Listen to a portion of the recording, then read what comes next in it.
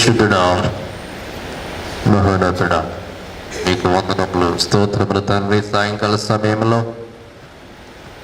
29వ శిలువ ధ్యానంలో మిమ్మలను ఘనపరిచే అవకాశం ఇస్తున్నందుకు వందనాలు నాయన. మరి యొక్క నూతన వారంలో మమ్మల్ని ప్రవేశపెట్టినందుకు వందనాలు. పగటి కాలం అంతా మాతో కూడా ఉన్నందుకు మీకు స్తోత్రం చెల్లిస్తున్నాం. సాయంకాల సమయంలో మీ భక్తుల యొక్క ప్రార్థనలు మేము ధ్యానం చేస్తుండగా మీ సహాయం మాకు దయచేయండి. కష్ట సమయాల్లో పాపము చేసినప్పుడు భక్తులు ప్రార్థన ద్వారా మీకు సమీపించి క్షమాపణ, విడుదల పొందుకునే విధముగా తండ్రి, మేము కూడా ప్రభువా మా ప్రతి సందర్భంలో కూడా ప్రతి విషయంలో తండ్రి మేము అవిధేయులమైనప్పుడు మీ సన్నిధికి వచ్చి క్షమాపణ వేడుకొని మీ మార్గంలో పయనించుటకు మీ సహాయం మాకు దయచేయండి. ఇప్పుడు వచ్చినటువంటి మీ భక్తులు, విశ్వాసులందరినీ మీరు జ్ఞాపకం చేసుకునండి. మీ వాక్యము ద్వారా వారి జీవితాల్లో నూతన కార్యములు జరిగించండి. మీదైన సేవకుని మీరు దర్శించండి. మీ సిలువ చోటును మరుగుపరచండి, నన్ను బలపరచండి. నా నోటి మాటలు, మందరి హృదయ ధ్యానములు మీ దృష్టికి అంగీకారం అగులాగను సహాయం చేయమని యేసుక్రీస్తు వారి పరిశుద్ధ నామములు అడుగుచు వేడుకొనిచున్నాము తండ్రి. దయచేసి కూర్చోనండి. దేవుని పరిశుద్ధ నామమునకు మహిమ కలుగునుగాక. హల్లెలూయా, హల్లెలూయా, హల్లెలూయా. ప్రియమైనటువంటి దేవుని సంఘమా, దేవుని బిడ్డలారా, ఈ సాయంకాల సమయంలో మరి యొక్క శిలువ ధ్యానంలో 32వ శిలువ ధ్యానం 29వ రోజు 32వ కీర్తన ధ్యానం చేయడానికి దేవుడు తన కృపను మనకు దయచేస్తున్నందుకు మొదటిగా దేవునికి నేను వందనములు, స్తోత్రములు చెల్లిస్తూ మిమ్మలను ప్రేమతో ఈ ధ్యానానికి ఆహ్వానిస్తున్నా. పశ్చాత్తాప కీర్తనలు, పెనిటెన్షియల్ సాంగ్స్, 7 కీర్తనలు ఉన్నాయి. 150 కీర్తనలు కూడా పెనిటెన్షియల్ సాంగ్స్ అనేటువంటివి ప్రత్యేకమైనటువంటి కీర్తన. భక్తులు పశ్చాత్తాపముతో దేవుని యొక్క సన్నిధానానికి వచ్చి వారు చేసినటువంటి పాపమును బట్టి, అవిధేయతను బట్టి వారు శిక్షింపబడుతున్నప్పుడు ఆ శిక్షలో ప్రభువు వైపు మరలా తిరిగి క్షమాపణ వేడుకున్నప్పుడు దేవుడు వారిని క్షమించినటువంటి విధానం, ప్రార్థన ఆలకించినటువంటి విధానం ఈ యొక్క కీర్తనలలో మనము మరి చూస్తూ ఉన్నాం. శనివారము 6వ కీర్తన మనము ధ్యానం చేసి ఉన్నాం. రాత్రి కాలంలో 32వ కీర్తన. ఈ కీర్తన చాలా ప్రత్యేకమైనటువంటి కీర్తన. చాలాసార్లు ఈ మొదటి 2 వచనాలు మనము జ్ఞాపకం చేసుకుంటూ ఉంటాం.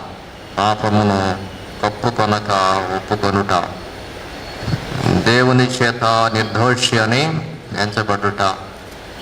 So many times we remember these verses, this song. ఇందులో ప్రాముఖ్యముగా ద జాయ్ ఆఫ్ ఫర్గివ్నెస్, క్షమించబడినప్పుడు, క్షమాపణ పొందుకున్నప్పుడు కలిగేటువంటి ఆధ్యాత్మికమైనటువంటి ఆనందం ఈ కీర్తనలో మరి మనం చూస్తాం. రకరకాలైనటువంటి ఆనందాలు మనం పొందుకుంటాం. అయితే క్షమాపణ పొందుకున్నప్పుడు కలిగేటువంటి ఆనందము అది చెప్పలేనంత ఆనందముగా మరి మనం చూస్తాం. ఈ కీర్తనలో భక్తుడు పొందుకున్నటువంటి సంతోషం ఇక్కడ మరి వ్రాస్తూ ఉన్నాడు. మొదటి వచనము నుండి మనం చూస్తే ఇక్కడ రెండు ధన్యతలు. మొదటి వచనంలో ఒక ధన్యత, రెండవ వచనంలో ఒక ధన్యత చూస్తాం. ధన్యత అంటే బ్లెస్సెడ్నెస్, సంతోషపు అనుభవము. ఎవరు ధన్యులు, ఎవరు సంతోషంగా ఉంటారు, ఎవరు దీవించబడినటువంటి స్థితిలో ఉంటారు. రెండు ధన్యతలు ఇక్కడ ఉన్నాయి. తన అతిక్రమములకు పరిహారము నొందినవాడు, తన పాపమునకు ప్రాయశ్చిత్తము నొందినవాడు ధన్యుడు. జీవితానికి ధన్యత చాలా అవసరమై ఉన్నది. ఎవరు దీవింపబడిన వారు అంటే మనము రకరకాల కారణాలు చెప్పవచ్చు. వాళ్ళకున్నటువంటి స్థితిని బట్టి దే ఆర్ సో బ్లెస్సెడ్ అనవచ్చు. కానీ ఇక్కడ ఎవరు ధన్యులు అంటే పరిహారం పొందినవాడు, ప్రాయశ్చిత్తము పొందినవాడు. దీనికి చదువు అవసరం లేదు, దీనికి ఆస్తి అవసరం లేదు, దీనికి అందం అవసరం లేదు, దీనికి బలము అవసరం లేదు. ఆ ధన్యత అనేటువంటిది చాలా గొప్ప ఆశీర్వాదం. దేవుని వద్ద పొందుకున్నటువంటి గొప్ప వరం క్షమాపణ అనేటువంటిది.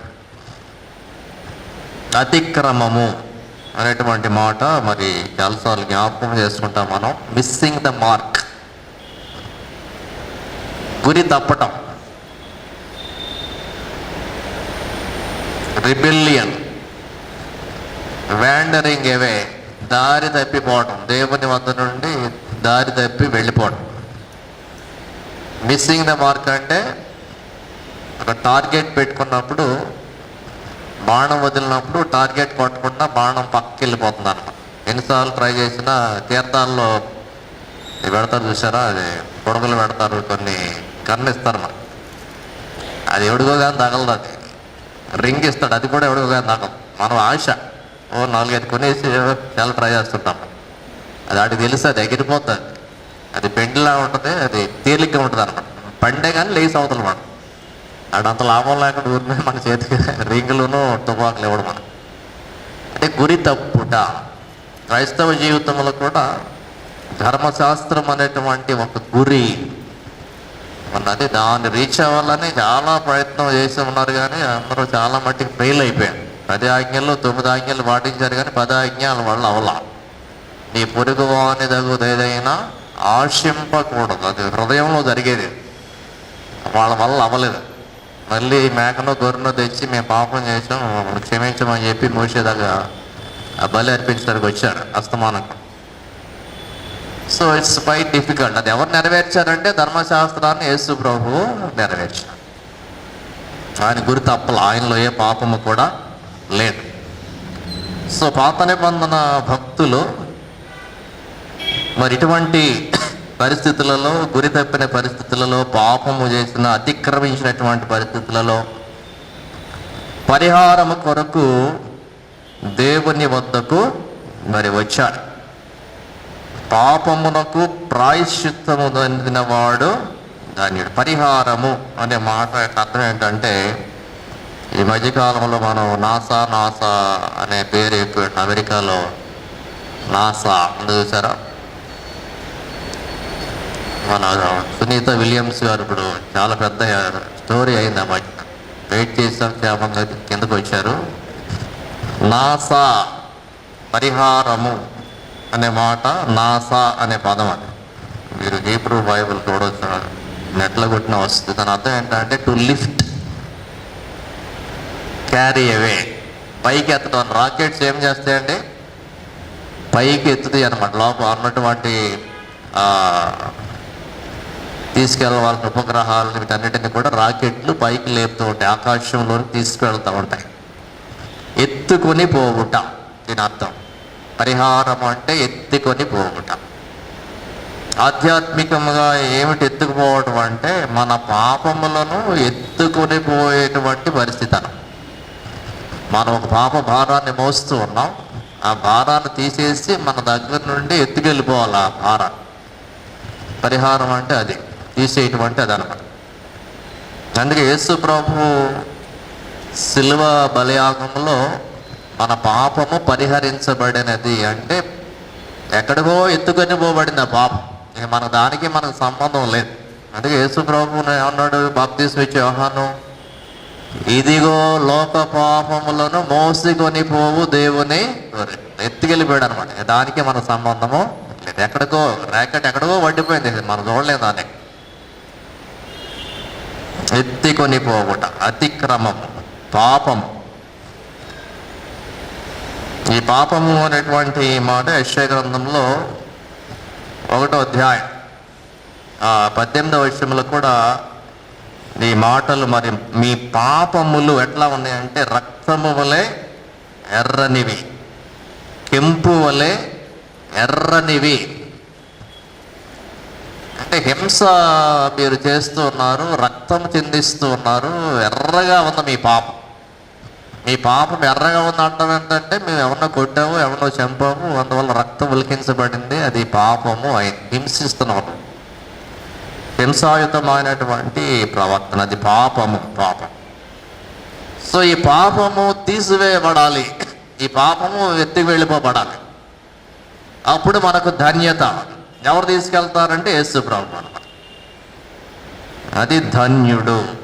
పరిహారము నొందినవాడు, ప్రాయశ్చిత్తము నొందినవాడు, యెహోవా చేత నొందినవాడు ధన్యుడు. ధన్యుడు. Happy is the man. అసలు కీర్తన గ్రంథం స్టార్టింగ్లోనే ఈ ధన్యత గురించి చెప్తాడు. యెహోవా ధర్మశాస్త్రమును ఆనందించి దివారాత్రము దాన్ని ధ్యానించేవాడు ధన్యుడు. దుష్టుల మార్గమున ఆలోచన చొప్పున నడువక పాపుల మార్గమున నిలువ. పాపానికి దూరంగా ఉన్నవాడు ధన్యుడు. అది మనం అర్థం చేసుకోవాలి. నీ జీవితానికి ధన్యత ఎప్పుడు అంటే పాపానికి దూరంగా ఉన్నప్పుడు, పాపములకు క్షమాపణ పొందుకున్నప్పుడు నీవు ధన్యుడవు అవుతావు. రాజుల మొదటి గ్రంథంలో 8వ అధ్యాయం 46వ వచనంలో ఒక మాట చూస్తే, పాపము చేయని వాడు ఒకడును లేడు అనే మాట అక్కడ చూస్తాం. There is none in this world that is sinless. పాపము చేయని వాడంట ఒక్కడు కూడా లేడు. యేసుప్రభువు ఒక్కడే పాపరహితుడు. ఆయన మానవ రీతిగా చూస్తే అక్కడ ఏమన్నాడు, పాపము చేయని వాడు ఒకడునో లేడు. రాజులు మొదటి గ్రంథం 8వ అధ్యాయం 46వ వచనం. సో దానికి పరిహారం కావాలి, పాప క్షమాపణ కావాలి. ఈ ప్రాయశ్చిత్తము అనేటువంటి మాట కూడా అర్థం ఏమిటంటే, పరిహారము అంటే లిఫ్టింగ్ అన్నాం, ఒక ర్యాకెట్ లిఫ్ట్ చేసినట్టు పాపాలు తీసేస్తాడు. ప్రాయశ్చిత్తము అంటే హూ సిన్స్ ఆర్ కవర్డ్, కప్పివేయబడుట. శరీరాన్ని వస్త్రంతో గొప్పుతాం మనం, ఎందుకు శరీరము కనపడకూడదు అనేటువంటి, పాపాలు కూడా కనిపించకూడదు. దానిని దేనితో కప్పాలంటే బలి అర్పించి కప్పాలి పాత నిబంధన ప్రకారం. ఆ బలి అర్పించింది ఎవరంటే యేసు ప్రభువు అన్నమాట. ఆయన బలి అర్పణ మన పాపాలను ఏం చేసి కవర్ చేసేసినాడు, కప్పేసి అన్నాడు. కప్పేస్తే లోపల ఏముందో తెలియదు, దాన్ని అవసరం లేదు మనకి. యేసు ప్రభు మన పాపాలను కప్పేశాడు అట్లా. సో మరి క్యారీ చేయటము, బయటకు తీసివేయటము, తర్వాత కప్పివేయటం, పాపాలు కప్పివేయటము. వాడు ధన్యుడు. ధన్యుడు. రెండవ ధన్యత 2వ వచనంలో చూస్తాం. యెహోవా చేత నిర్దోషి అని ఎంచబడిన వాడు, ఆత్మలో కపటము లేనివాడు ధన్యుడు. ఇదొక ధన్యత. ధన్యుడు అంటే ధన్యురాలు అనుకోవటం అంతే. మొత్తం మగవాళ్ళ గురించి చెప్తారు, పాపాలన్నీ మగవాళ్ళే చేశారని కాదు, కామన్ జెండర్ అంతే. యెహోవా చేత నిర్దోషి అని ఎంచబడిన వాడు, ఆత్మలో కపటము లేనివాడు ధన్యుడు. నిర్దోషి, దేవుని చేత నిర్దోషి అని ఎంచబడు. మనుషులు సర్టిఫై చేశావు, నువ్వు చాలా మంచివాడు, నువ్వు చాలా మంచిదానివి, మనుషులు చెప్పడం కాదు. మనుషుల యొక్క విధానాలు వేరు. దేవుడు చెప్పాలి, ఎవరు? నీవు నిర్దోషి, నీ పాపాలు పరిహరించబడినవి, నీవు క్షమించబడ్డావు అని ఎవరు చెప్పాలంటే దేవుడు చెప్పాలి. ఆత్మలో కపటము సిన్సియర్ అండ్ ట్రూ, వేషధారణ లేనటువంటి వాడు. ఆత్మలో కపటము లేనివాడు అంటే వేషధారణ లేనటువంటి వాడు. ఫ్రాంక్గా దేవుడి దగ్గరికి వచ్చి చేసిన పాపాలన్నీ ఒప్పుకునేవాడు అనమాట. ఏమీ దాచుకోకుండా పాపాలు ఒప్పుకునేటువంటి వాడు. ఆత్మలో కపటము లేనివాడు అంటే నిర్దోషి అని ఎంచబడినవాడు. ఎంచబడుట అంటే లెక్క కట్టడం. ఎంచుట అంటే ఏంటంటే లెక్కేయడం. ఎంచండి అంటే అది దాని అర్థం ఏంటి? కౌంట్ చేయండి అని అర్థం అనమాట. లెక్కల్లో లెక్క వేసినప్పుడు నిర్దోషి అని ఎంచబడినవాడు. లెక్క ఎవరేశారు? దేవుడు లెక్కేసాడు అన్నమాట. దేవుడు లెక్క కట్టినప్పుడు ఆ లెక్కల్లో చివరిగా తేలింది ఏమిటంటే ఈయన నిర్దోషి అని. ఎవరు? దేవుడు చెప్పాలి నిర్దోషి అని. సో మన పాపాలు కూడా లెక్క కడతారేమో దేవుడు ఒకసారి. లెక్కలు కట్టి చివరిలో ఆ లెక్కల్లో నువ్వు అది నువ్వు ఇది కరెక్ట్గా చెప్తాడు. దానియేలు గ్రంథంలో మాట ఉంది కదా, ఏంటంటే మెనీ టెకేల్ ఫార్ సిన్. దేవుడు త్రాసులో చూశాడు, నువ్వు తేలిపోయావు. లెక్క కట్టాడు అనమాట. లెక్కల్లో నువ్వు తేలిపోయావు.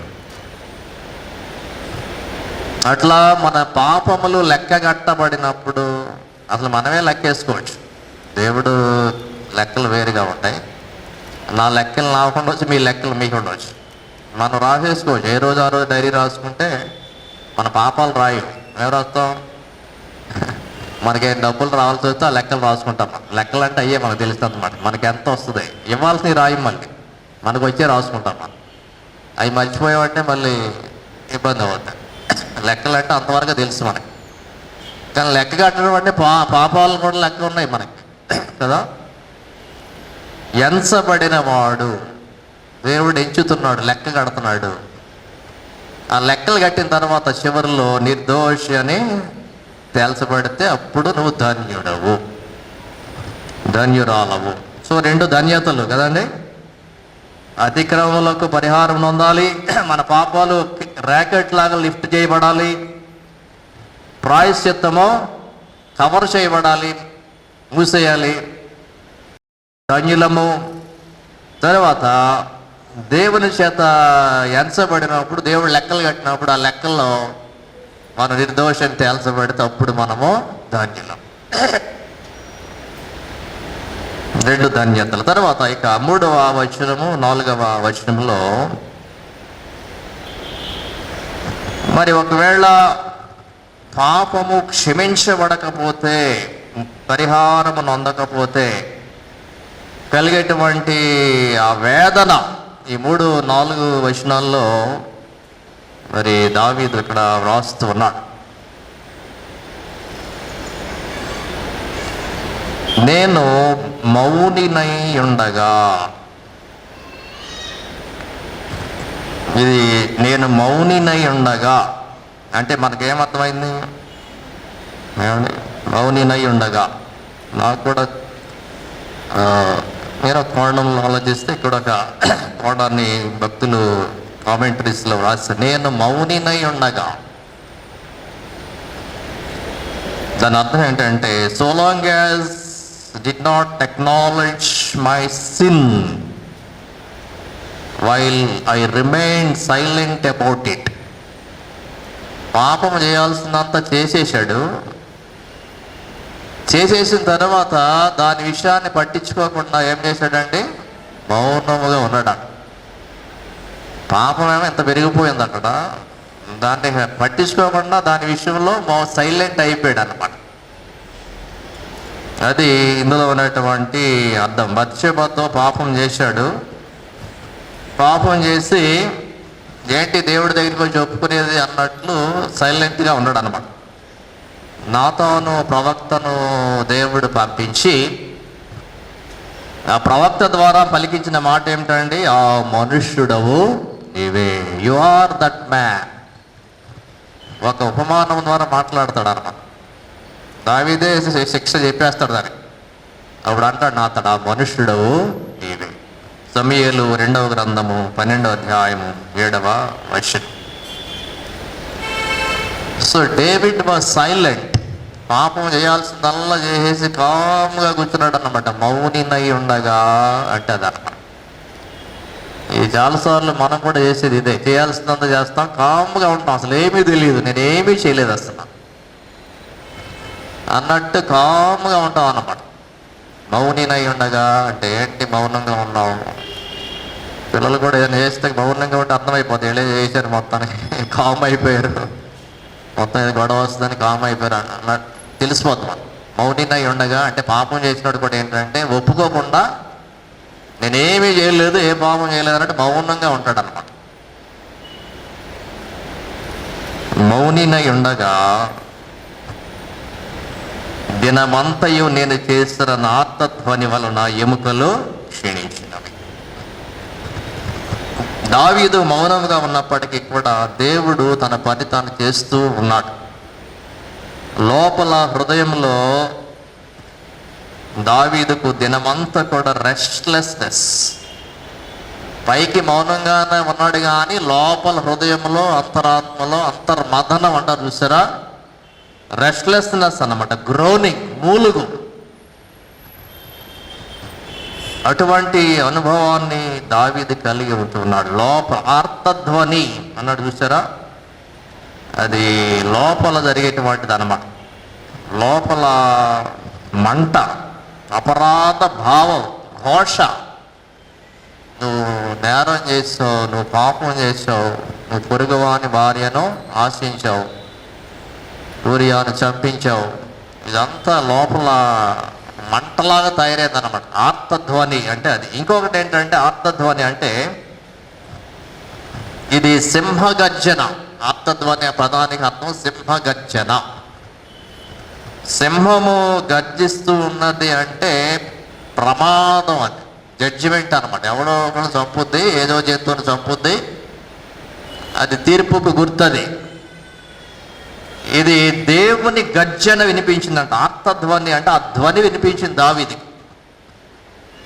అడవిలో సింహము గర్జిస్తూ ఉందంటే మిగిలినటువంటి జంతువులన్నీ కూడా భయపడి ఎటు ఎటు బారిపోతా ఉంటాయి. అమ్మో ఎక్కడ మన మీద పడుతుంది, నన్ను చంపేద్దామని చెప్పి.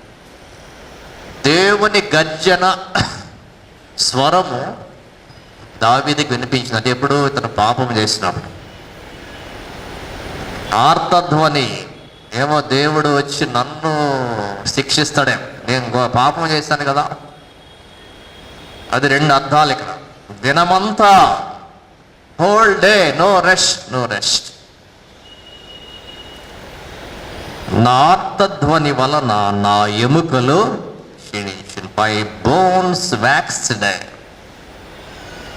ఆ ఎముకల గురించి మనం కూడా 6వ కీర్తనలో మనం ధ్యానం చేస్తాం. అక్కడ ఏమన్నాడంటే నా ఎముకలు అదురుచున్నవి అంటాడు. ఇక్కడ ఏమంటున్నాడు? నా ఎముకలు క్షీణించినవి.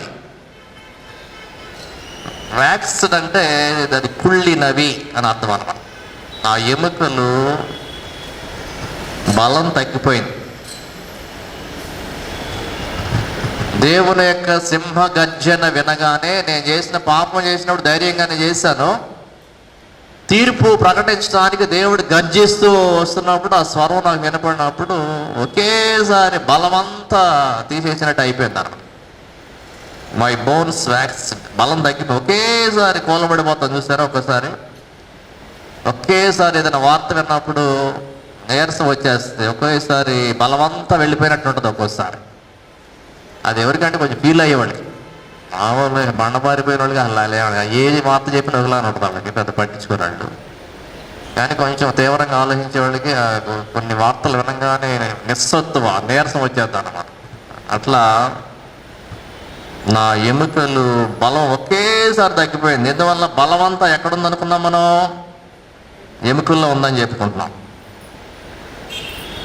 వ్యాక్సిన్ అంటే ఒకేసారి ముసలి ఎముకలు అయిపోయినాయి అని కూడా అర్థం ఉందన్నమాట.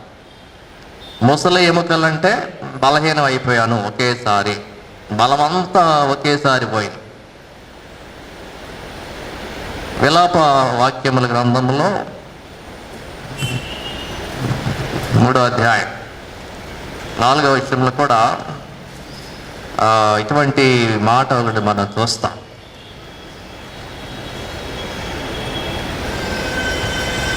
ఆయన నా మాంసమును నా చర్మమును క్షీణింపచేయుచున్నాడు, నా ఎముకలను విరగొట్టుచున్నాడు. క్షీణింపజేయటం అంటే ఇక అది లాస్ట్ స్టేజ్కి వచ్చేసింది అన్నమాట.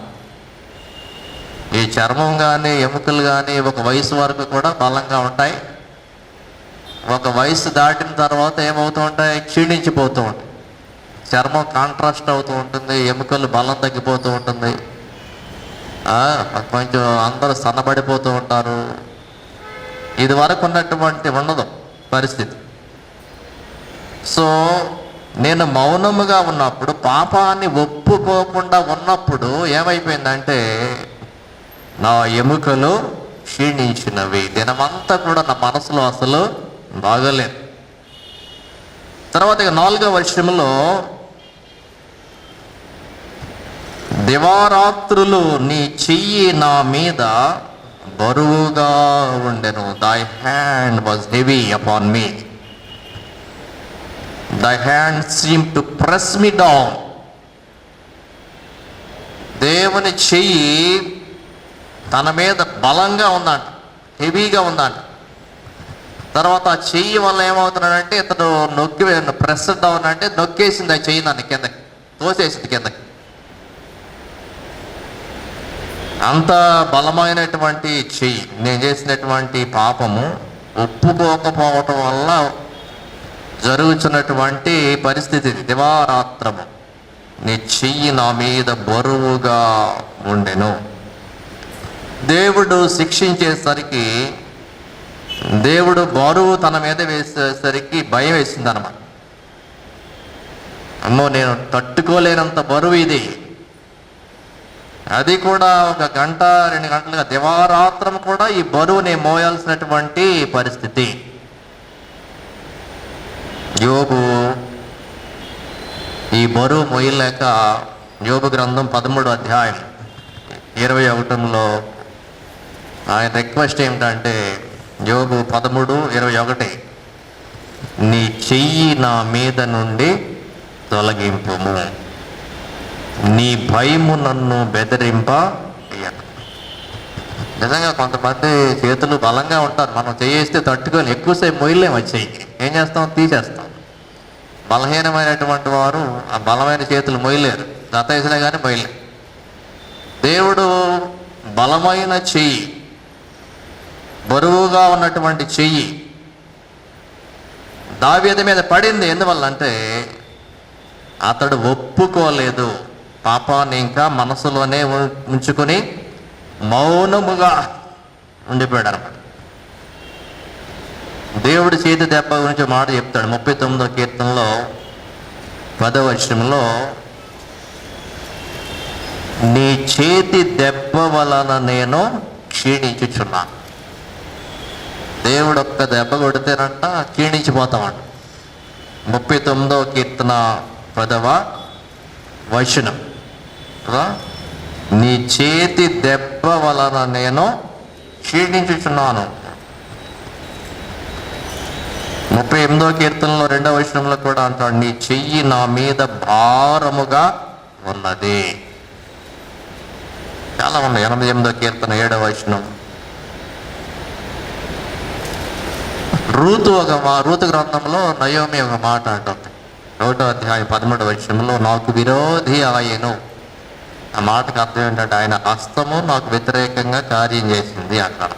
రూతు గ్రంథము 1వ అధ్యాయం 13వ వచనంలో, యెహోవా నాకు విరోధి అయ్యాడంటే ఆయన చెయ్యి నాకు విరోధంగా లేచింది నాకు. అందుకే భర్త చనిపోయాడు, బిడ్డలు చనిపోయారు, చాలా ఇబ్బంది అయిన.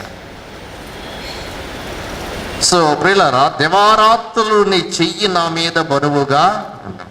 దేవుడి చెయ్యి బరువుగా పెట్టాడు ఎవరి మీద కూడా. ఆయన చెయ్యి ఎట్లా పెడతాడు? ఆశీర్వదించడానికి పెడతాడు. ఆయన చేతుల్లో మేకులు కొట్టుకున్నాడు ఆయన మన కోసం, మన పాపాల కోసం. అటువంటి చెయ్యి, అది ఆశీర్వదించే చెయ్యి తప్ప మనం దేవుడి చెయ్యి మన మీద బరువుగా ఉండాలని ఎప్పుడు కూడా అనుకోకూడదు. ఆశీర్వదించేటువంటి చెయ్యి మన మీద ఉండాలని మనం ప్రార్థన నీ చేతులతో నన్ను ఆశీర్వదించు ప్రభువా అని ప్రార్థన చేసుకోవాలి తప్ప నీ చెయ్యి నా మీద బరువుగా పెట్టు ప్రభు అని ఎప్పుడు మనము అనుకోకూడదు. మనం మొయ్యలేము, అడిగిపోతాం. మనకి ప్రెస్ డౌన్ అంటే అడిగిపోతాం అంతే. తర్వాత అంటాడు, నా సారము వేసవి కాలమున ఎండినట్టాయను. సారము అంటే జ్యూసెస్, శాప్ అంటారు చూసారా? ఏదైనా జ్యూస్ అంటే ఏదైనా మనం ఫలాన్ని మనం పిండితే ఏమొస్తుంది, అందులో జ్యూస్ వస్తుంది కదా, బత్తాయి రసం అని. ఇట్లా మనిషిలో కూడా ఉన్నటువంటి జ్యూస్ ఏమంటే బలానికి గుర్తు అన్నమాట. సారము అంటే అది మనిషిలో ఉన్న సారం అంటే ఏంటి? బలం. మనిషిలో ఉన్నటువంటి సారము దాది అభిషేకించటం, తడి అన్నమాట. అది నూనెతో అభిషేకించటము. ఒక బొక్కలో ఏముంటుందంటే నీరు చాలా ఉంటుంది. మనిషిలో కూడా నీటి శాతము చాలా ఉంటుంది అన్నమాట. నీరు తగినంతే ఉండాలి మనిషిలో కూడా. నీళ్ళు ఎక్కువైపోయినట్టు ఏమవుతాయి? కాళ్ళు ఉబ్బిపోతాయి, మొహం ఉబ్బిపోతాయి, చాలా ఉంటుంది దానికి. కొంతమంది పాదాలు ఉబ్బుతూ ఉంటాయి, నీళ్లు పడతాను అనమాట. ఒంటికి నీరు వచ్చింది ఏంటి అంటారు. అంటే ఏంటి?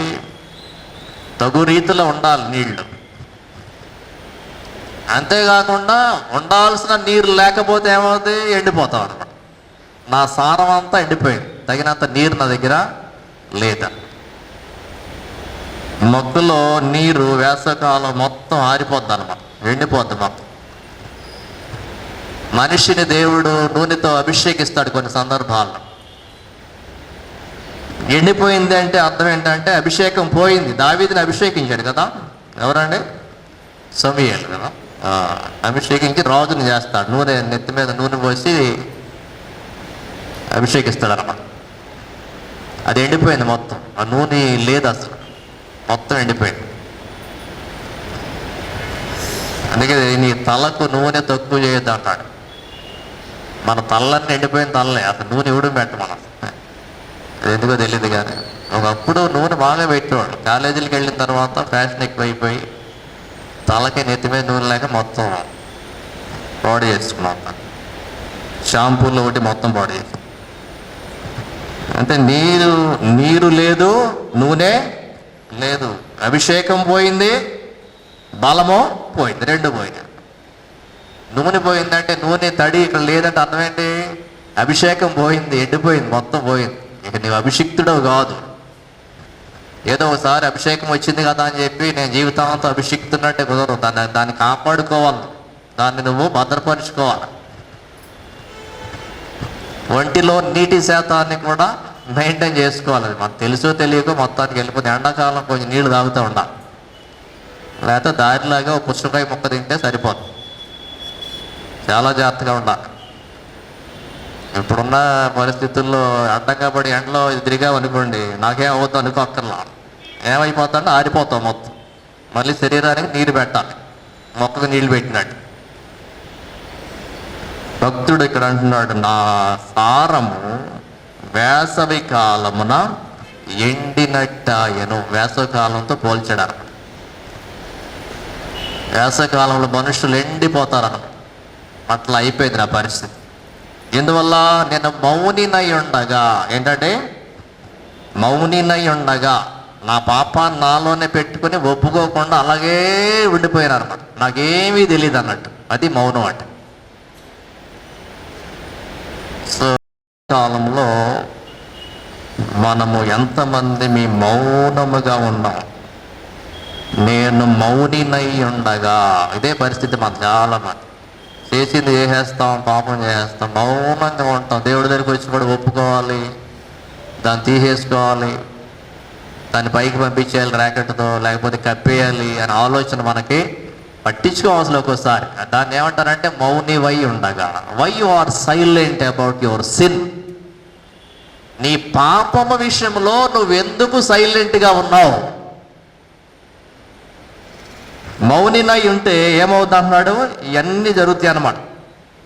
దేవుడి చెయ్యి బరువుగా ఉంటుంది, ఎముకలు క్షీణించిపోతాయి, దినమంతా కూడా ఆర్తధ్వని ఉన్నది, సారమంతా కూడా ఎండిపోయినట్టు అవుతాను, బతుకంతా కూడా ఎండిపోయినట్టు అయిపోతుంది. ఎందుకు బయటపడకూడదు? అందులో నుండి, పాపములో నుండి ఎందుకు బయటపడకూడదు? అవకాశం ఉన్నది కదా. ఈ కీర్తన మనకు నేర్పిస్తున్నది.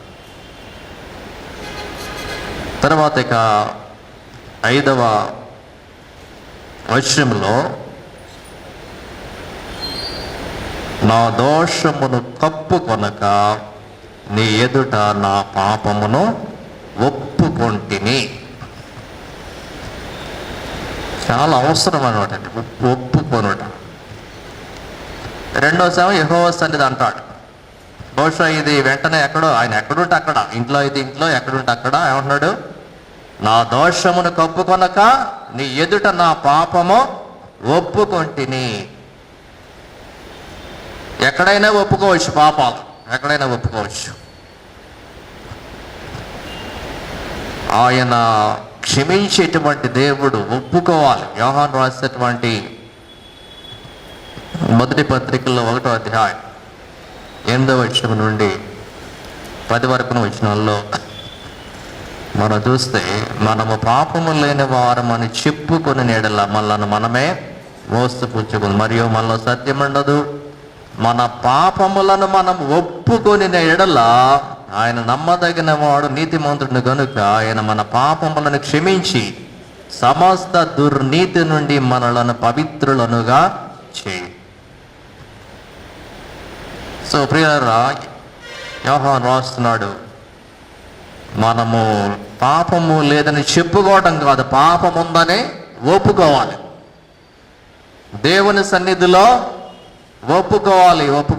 ఇంకొక వచనం సామెతల గ్రంథంలో 28వ అధ్యాయంలో 13వ వచనంలో, మరి అతిక్రమములను దాచిపెట్టువాడు వర్ధిల్లడు, వాటిని ఒప్పుకొని విడిచిపెట్టువాడు కనికరము పొందును. వర్ధిల్లాలి అంటే పాపమును ఒప్పుకోవాలి. నేను పాపము లేదు అని చెప్పుకోకూడదు, ఎప్పుడు చెప్పుకోకూడదు. అది చాలా డేంజర్ అనమాట, చాలా డేంజర్ అని. సో మౌనము వీడిన దావీదు. ఏంటంటే మౌనము వీడిన దావీదు. మనము మౌనము వీడాలి. ఏ విషయంలో? పాపములు ఒప్పుకునే విషయంలో. You should not be silent.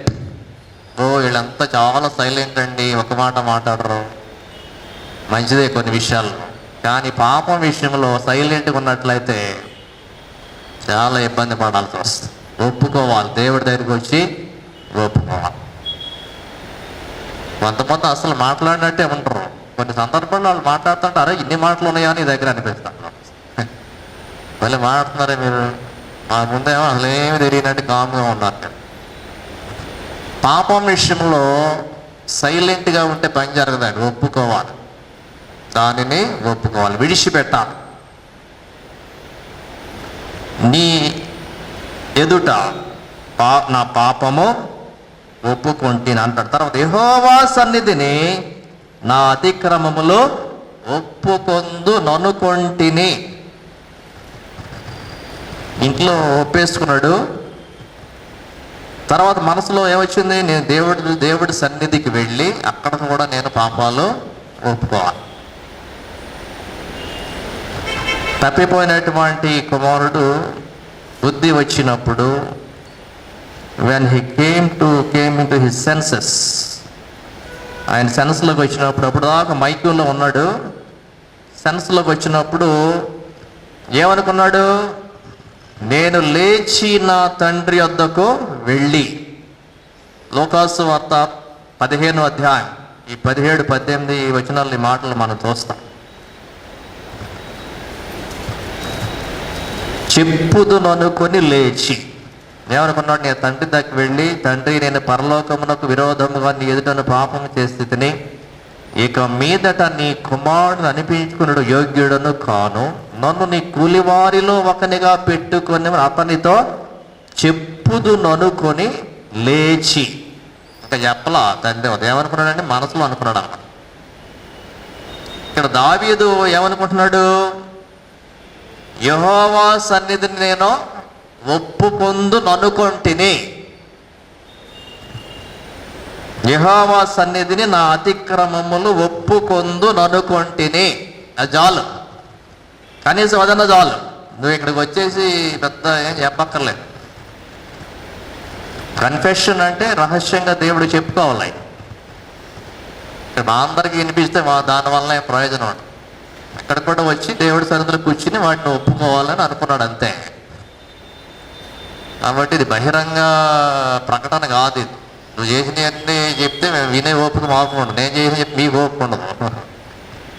సాములూరుల దగ్గరికి వెళ్ళి అదేంటే పాప పరిహారం చెప్తారా, పాప సంకీర్తనం వచ్చినప్పుడల్లా మా ఊళ్ళో చూసేవాడు చిన్నప్పుడు.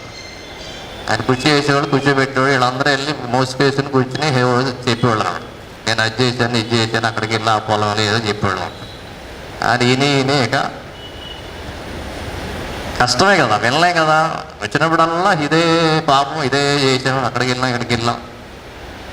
పాప సంకీర్తనం మరి రోమన్ క్యాథలిక్లో ఉంది, మనకు లేదు. అది మేము బతికిపోయామండి. అంటే దేవుడు చెప్పుకోవాలి కానీ నాలాంటి వాడు చెప్తే లాభం ఏమి ఉండదు దాంట్లో వల్ల. పాప సంకీర్తనం దేవుడి దగ్గర, సంకీర్తనం అంటే పాడిందే పాటలాగా అదే చేసాం అనమాట.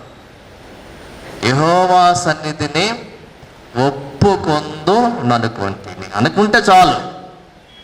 అంటే ప్రార్థన చేయుచుండగా నేను మనం ఆలకిస్తాను. యెషయా గ్రంథం 60వ అధ్యాయం 24వ వచనంలో, వారు మనవి చేయుచుండగా నేను సమాధానమిస్తాను. పూర్తవలా ఇంకా పాపం అది క్షమ వాడు ఒప్పుకోవటం. మనవి చేయుచుండగా నేను వారికి సమాధానము ఇస్తాను. సో ప్రియులారా, ఇక్కడ ఒప్పుకొనుట, కప్పుకొనక ఒప్పుకొనుట. కప్పుకునేది నువ్వు కాదు, కప్పేది దేవుడు. నువ్వు ఒప్పుకుంటే ఆయన కప్పుతాడు పాపాలు. నీవు నా పాప దోషమును పరిహరించి, సో దోషం తీసేసావు. నా పాపాన్ని ఒప్పుకున్నప్పుడు నువ్వేం చేసావు? నా పాపాన్ని క్షమించేసావు. మౌనముగా ఉండకూడదు, కప్పుకోకూడదు, ఒప్పుకోవాలి. దేవుని సన్నిధిలో ఒప్పుకోవాలి, వ్యక్తిగతంగా మనం ఎక్కడున్న పాపాలు ఇంటి దగ్గర అయినా ఒప్పుకోవడం. తర్వాత 6వ వచనంలో, కావున నీ దర్శన కాలమందు భక్తి గల వారందరూ నిన్ను ప్రార్థన చేయుదురు. కావున అంటే ఇప్పుడు నేను పాపం చేశాను కదా, నీవు నన్ను క్షమించావు కదా, ఇది చూసిన వారందరూ కూడా నిన్ను ప్రార్థన ద్వారా ఎవరు దర్శించినా కూడా వాళ్ళ యొక్క ఉద్దేశం ఏంటంటే వారందరికీ క్షమాపణ నువ్వు ఇస్తావు. దావీదుకి ఇచ్చావు, నాకు కూడా క్షమాపణ ఇస్తావు. భక్తి గల వారందరూ నిన్ను ప్రార్థన చేయుదురు. ఎందుకు అంటే క్షమాపణ కొరకు. నిన్ను ఎవరు ప్రార్థన ద్వారా దర్శించినా, అంటే దేవాలయానికే వెళ్ళి ప్రార్థన చేయాలని లేదు. నీ దర్శన కాలమందు అంటే దేవుడిని దర్శించే కాలం అంటే ఏంటి? ప్రార్థన అన్నమాట. ప్రార్థన అంటే ఏంటంటే దేవుడిని దర్శిస్తున్నావు. గుళ్ళోకి వచ్చి దర్శిస్తామని కాదు. నువ్వు ఎక్కడ ప్రార్థన చేసినా నువ్వేం చేస్తున్నట్టు? దేవుడిని దర్శించుకున్నట్టు లెక్క అన్నమాట. నీ దర్శన కాలమందు భక్తులు క్షమాపణ కొరకు నీకు ప్రార్థన చేస్తారు. విస్తార జల ప్రవాహములు పొరలి వచ్చినను నిశ్చయముగా అవి వారి మీదికి రావు. విస్తార జల ప్రవాహములు అంటే మనకేం జ్ఞాపకం రావాలండి?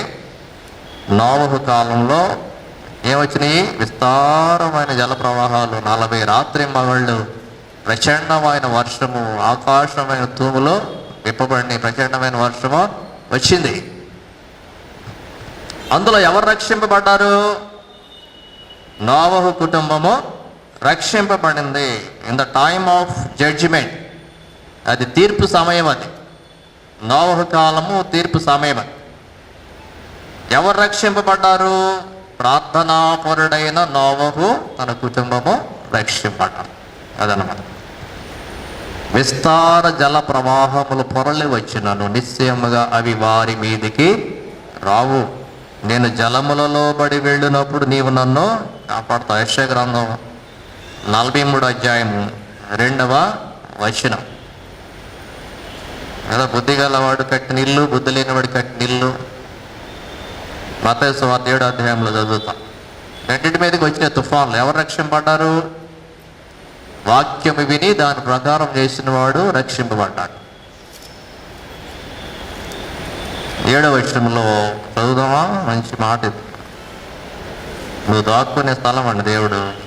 నా దాగు చోటు నీవే, శ్రమలో నుండి నీవు నన్ను రక్షించదవు, విమోచన గానములతో నీవు నన్ను ఆవరించదు. నా దాగు చోటు నీవే. You are my hiding place. ఆపదలు వచ్చినప్పుడు, కష్టాలు వచ్చినప్పుడు దాక్కోవడానికి ఒక స్థలం అవసరమైంది.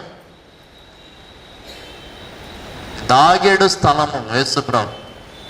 ఇంకో వచనం కూడా చదవాలి మనం. 27వ కీర్తన 5వ వచనం. God is our hiding place.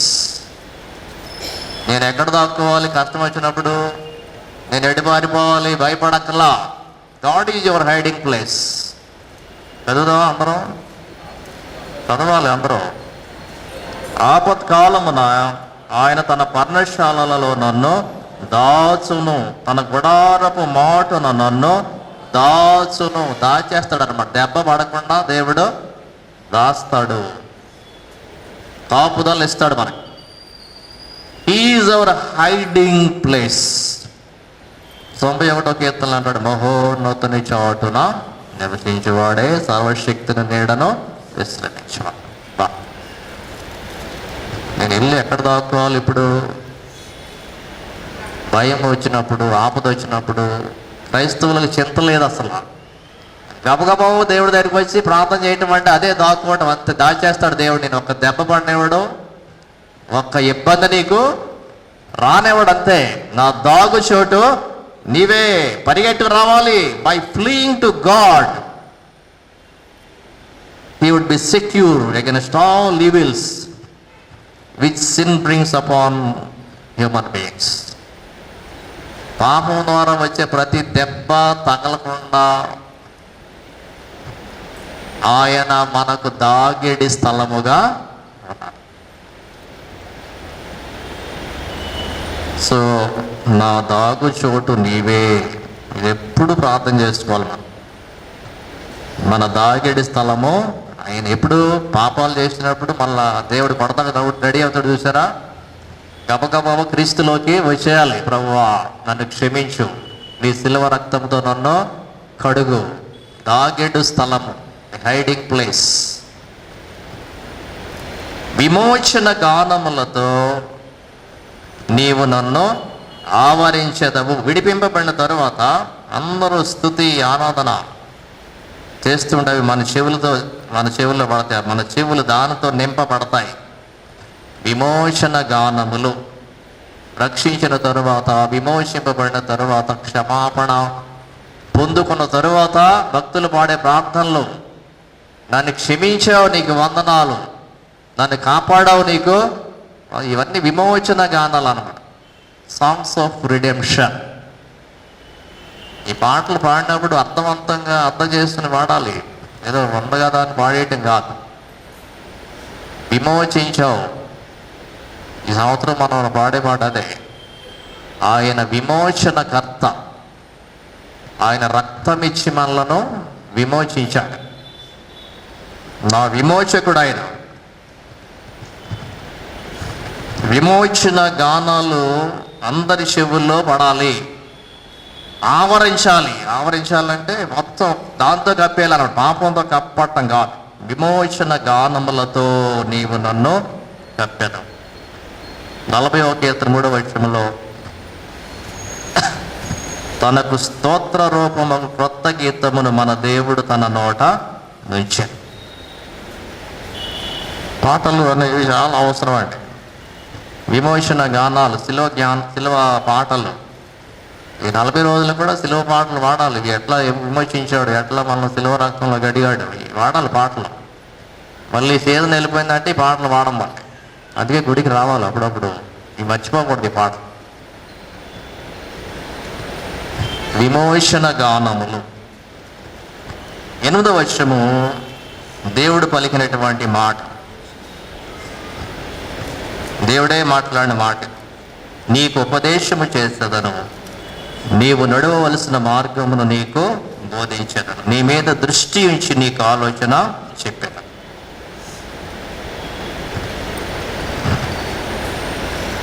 నిన్ను నడిపించి నీవు నడవవలసిన మార్గమును నీకు బోధించేదను, ఆలోచన చెప్పేదను. అంటే పాపం నుండి బయటపడ్డావు, ఇప్పుడు నువ్వు ఏ మార్గంలో నడవాలి నీకు చెప్తాను. నీకు ఆలోచన చెప్తాను. నీకు దేవుడు ఆలోచన చెప్తున్నప్పుడు ఏం చెప్తాడంటే, మనం పాపం చేసావు కదా, అటువంటి పాపం చేస్తే మళ్ళీ నీకు ఇటువంటి శిక్ష ఉంది, నీ ఎముకలు క్షీణించిపోతాయి, లేకపోతే నీకు ఇబ్బంది అవుద్ది, రోజంతా కూడా నువ్వు ఆర్తధ్వని చేయాలా, కాబట్టి నువ్వు ఆ మార్గంలో నువ్వు మళ్ళీ వెళ్ళొద్దు. ఏదో అయిపోయింది, దాని మార్గాన్ని నువ్వు వెళ్ళొద్దు. ఏమన్నాడు అక్కడ? నీవు నడవవలసిన మార్గమును నీకు బోధించదను. చేంజ్ యువర్ వేస్, నీ మార్గాన్ని మార్చుకో. అది దేవుడు చెప్పేటువంటి మాట. బోధ, మార్గములు మార్చుకోవాలి, పాత జీవితంలోకి మళ్ళీ వెళ్ళొద్దు, అది దేవుడు చెప్పేటువంటి మాట.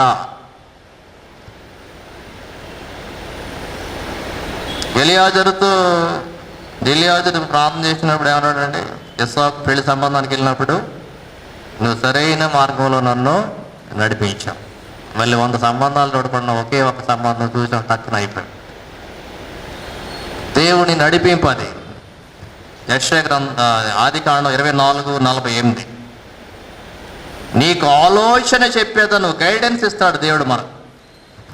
మంచి ఆలోచనకర్త, ఆయన పేరేంటంటే ఆలోచన కర్త. బలవంతుడైన దేవుడు, నిత్యుడగు తండ్రి, సమాధానకర్తయగు అధిపతి, అతని పేరు ఆలోచనకర్త, వండర్ఫుల్ కౌన్సిలర్. నీ మీద దృష్టి ఉంచి నీకు ఆలోచన చెప్పేదను. 9వ వచనంలో జంతువులతో పోల్చాడు ఇక్కడ. బుద్ధి జ్ఞానములు లేని గుర్రముల వలనైనను కంచర గాడిద వలన మీరు ఉండకుడి. అవి నీ దగ్గరకు తేపడినట్లు వాటి నోరు వారుతోనూ కళ్ళెముతోనూ బిగింపవలెను. గుర్రములు కంచర గాడిదలాగా ఉండదు. వాటి పరిస్థితి ఏంటంటే, వాటి జ్ఞానం లేదు వాటికి. అవి వాటి యజమాని మాట వినాలంటే ఏం చేస్తాడు? కళ్ళెము, వాటి నోరు వారుతోనూ కళ్ళెముతోనూ బిగిస్తాడనమాట. అప్పుడే అవి మాట ఏంటాయి. గుర్రం చూసారా ఎలా నడుపుతారు? రోడ్లో పెడతారు, కళ్ళెం పెట్టి ఇలా లాగుతుంటే నొప్పి వస్తుంది. దానికి ఇటుపక్క లాగితే ఇటు వెళ్ళాలి, అటుపక్క లాగితే అటు వెళ్ళాలి. అంతకన్నా దానికి చెప్పే పరిస్థితి లేదు. నోటితో చెప్తే అర్థం కాదు, దాని నొప్పే బాధ, నోట్లో కళ్ళు పెట్టి లాగుతూ ఉంటుంది. అట్లా పెడితే తప్ప అది మాట ఏందనమాట. దాని యజమాని దగ్గరికి అది రాదు. అది